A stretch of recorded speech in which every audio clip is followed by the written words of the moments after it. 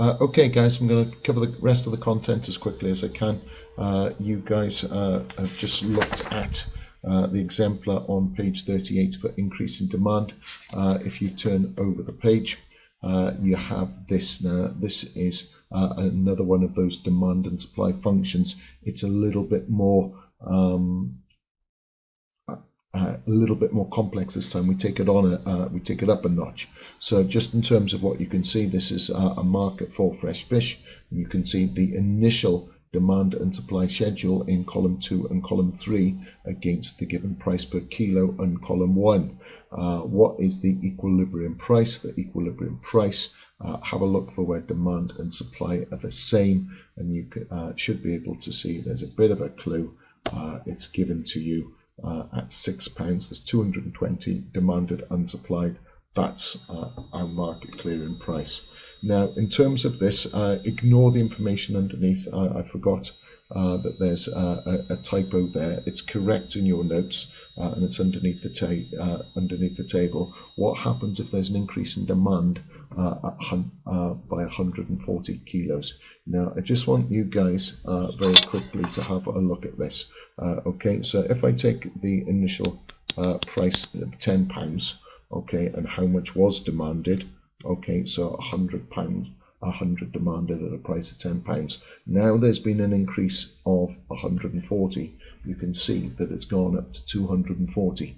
Okay, so you work that out. If you were to work this out, you guys would be working out at each price what had happened. So at £9, 130 units were demanded originally. Now it's up to 270 and so on.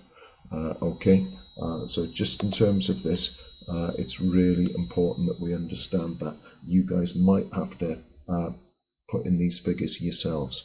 Okay, so once you've calculated that and you've gone all the way down this last column, working out the new level of demand, it's gone up by 140 at each price.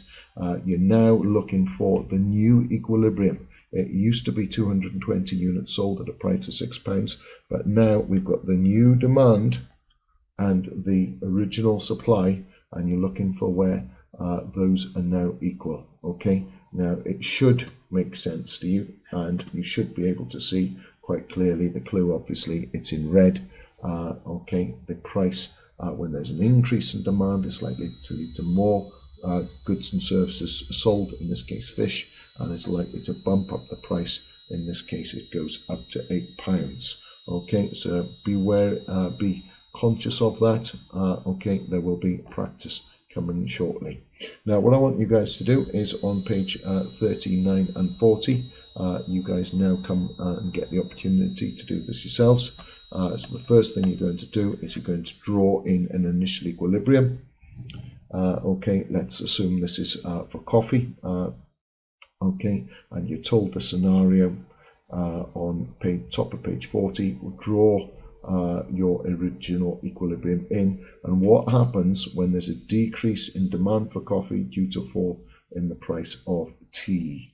Okay, what happens, and you guys should be aware that actually what will happen is that the demand will fall, it will shift to the left, and consequently I've got to now put in my new equilibrium where the new demand curve hits the supply curve.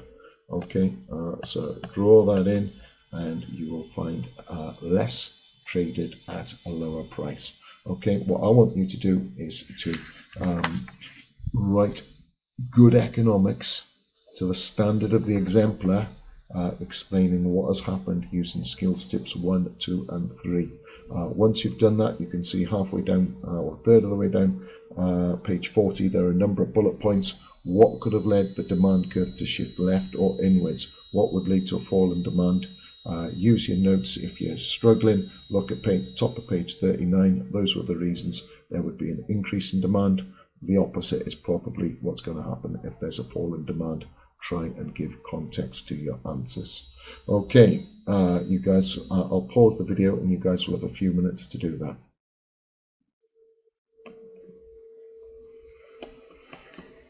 Okay, very quickly, if instead of an increase or decrease in demand, as we've seen, there was an increase in supply, again, look for the original equilibrium, okay, where market demand 1 is equal to market supply 1, that original equilibrium, okay.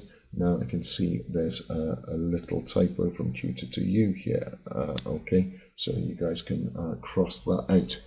What happens when there's an increase in supply? There will be an outward shift, okay. You guys can draw in your arrows, use a ruler, okay, and as a result there should be more supplied at a lower price, okay. So that's what you're looking at. Okay, look at the exemplar on the right. Okay, in this instance it's because of a fall in labor costs. So fall in labor costs, number 1, leads to an increase in the supply for coffee.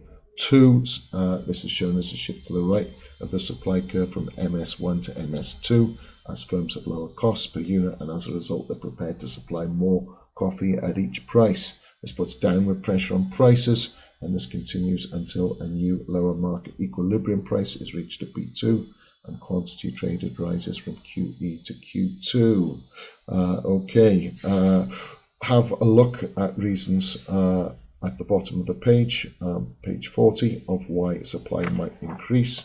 Okay, and then once you've done that, okay, straight on to another demand and supply function. Again, you guys should be quite good at this now. You should be thinking straight away, where's the original quantity demanded and supplied? Have a look at the different prices, and then you guys should be able to see at a price $30 what the original equilibrium is.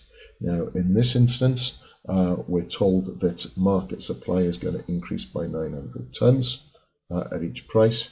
Okay, what would happen? Well, okay, this is when you guys have to have a look. Quantity supplied was 3,800. It's gone up. I might have to calculate this myself. So 4,700. Okay, so add and do all your calculations. Work out what's happening in that second supply function.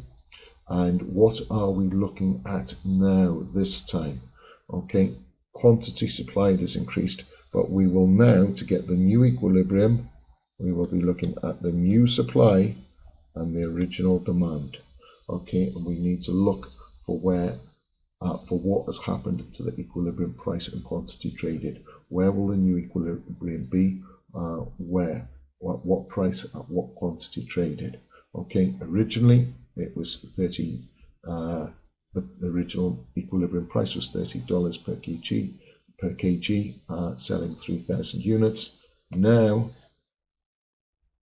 it's 3,500 at a price of $25. Okay, I hope that makes sense in terms of how you work it out. Okay, over to yourselves. This is where you guys get to practice your skills. Okay, so decreasing supply. I'm going to speed through that. You guys should be able to do that, and I want you guys to, on the top of page 42, explain what has happened using the exemplar to the supply of coffee, the decrease in the supply of coffee due to a fall in the number of coffee growers as other crops become more profitable. And then the bullet points underneath that on page 42, you're explaining why the supply curve may shift to the left, why it may shift inwards. If you're struggling, you do have reasons at the bottom of page 40 why it would shift to the right. Okay, you should now have good skills for this topic. Make sure that you're focusing on the skills. Okay.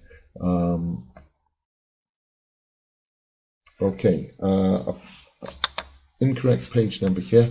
It should actually be page 42, 43.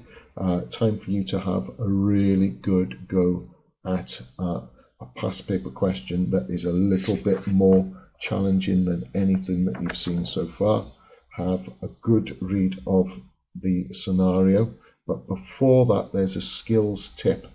So read that skills tip closely.